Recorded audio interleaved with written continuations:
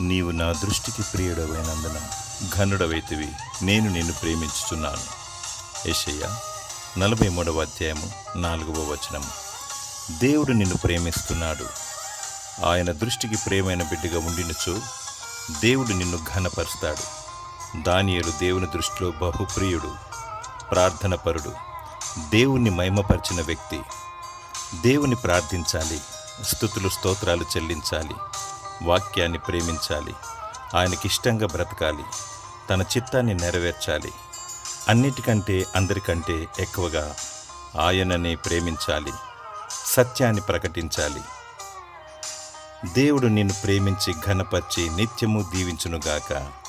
ఆమేన్.